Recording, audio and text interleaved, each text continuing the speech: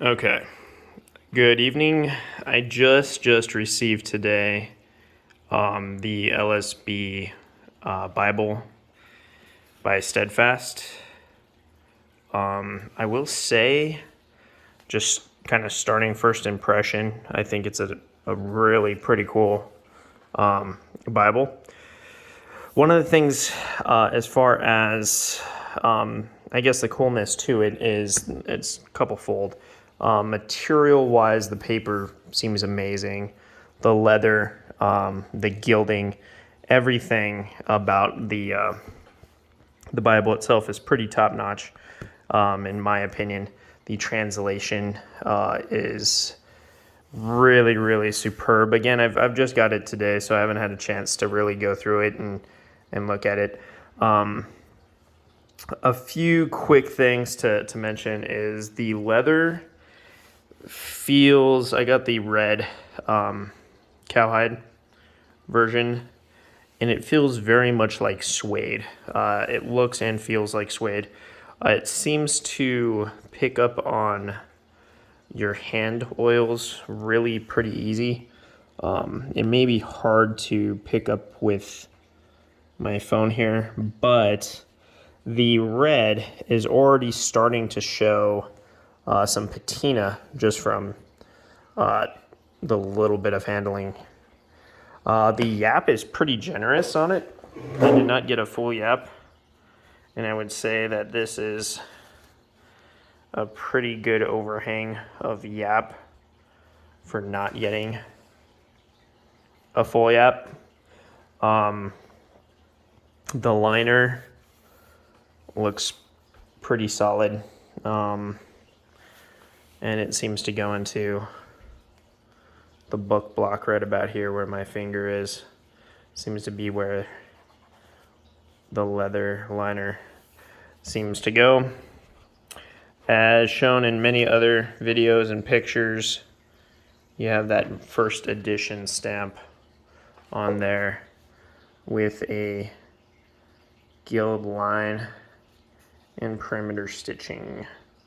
The corner work seems pretty okay, I would say. If I could get it to zoom in, it doesn't seem to want to.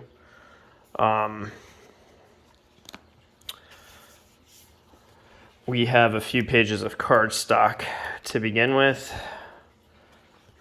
This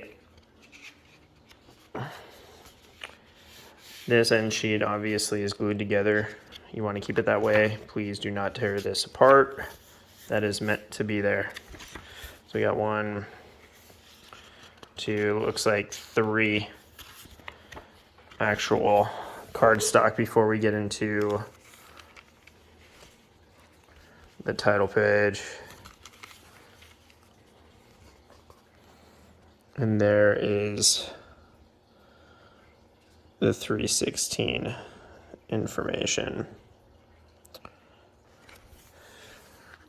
It goes into, much like the NASB, there was a 4-fold aim of the Lockman Foundation that is talked about here.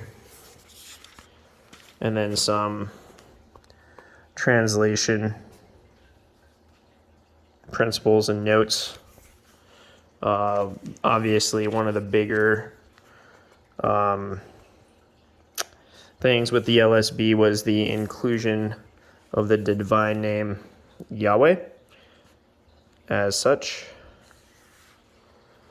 Now, again, I don't want this video to get too long. I don't actually even have a whole lot of time on my phone memory here, and my battery is about to die too. So some notable things. Daniel chapter 9, which is a verse I like to go to just because it's not an easy verse to translate. And I know that Dr. MacArthur has a bit of a futurist leaning, but I would say that his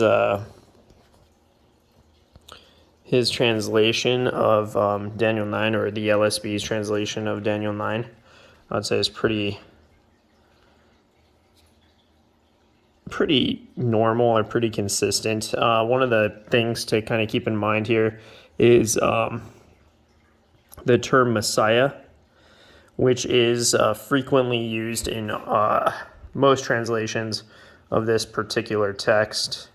The Hebrew is anointed. It's Mashiach, if I got the correct Hebrew word there, and meaning anointed one. I believe the ESV translates it anointed, but the NASB, the Darby, and I believe the American Standard Version all translate it Messiah. So there's a little bit of, with Messiah, one interpretation of Daniel is that the anointed here could be referring to Judas Maccabees, I believe. But with a translating of Messiah, pretty much keeps it only Jesus. I personally think that's accurate myself on my own theology, but for universality, it's worth making note. Haven't, again, really got into the translation of it, so this will be a pretty much just a review of the materials. The paper seems pretty thick. This is not a red letter edition. It's all black letter.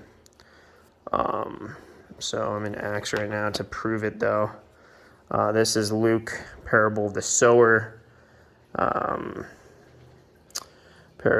Parable of the sower explained. So a lot of this would be red letter if it was a red letter edition. And it's all black letter.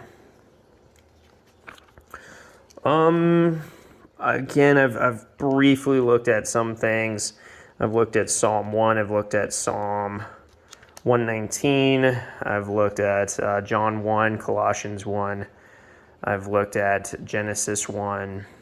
I've looked at a few different kind of like key passages, I suppose, in the Bible, but I haven't really dug into all of the contested verses.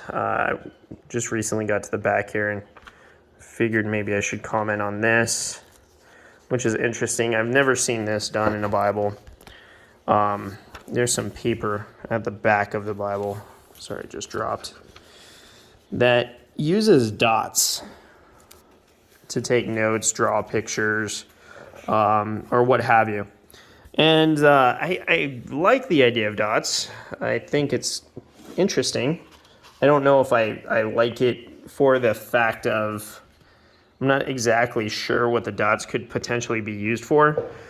I mean, I suppose you can make lines for them and make it line paper, or use it as dots to make sure your drawings or whatever it is, your doodles, all have a certain amount of space. I will say personally, I think a mixture of dots on line paper would kind of be cool. I prefer line paper and maybe notebook paper. This is like Bible paper. It's very thin, not very thick. I think I prefer the Allens and the Skylers with notebook paper sewn into the back of it. So that would be one of my, I guess, recommendations for later versions of the LSB. I think notebook paper would probably serve the use of being able to be written in and used better than this dot paper. You have a table of weights and measures here. No concordance. And then we have monetary units. The end of Revelation ends on a piece of paper, so you have an extra sheet in the back that I suppose you could use for notes. And that's pretty much what I wanted to say regarding the LSB. Again, I have looked at it briefly.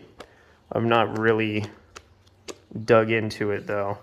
The biggest thing, I guess, getting, aside from the translation, which I haven't had a chance to really dig into, but the little bit I have seen of it, it is quite nice.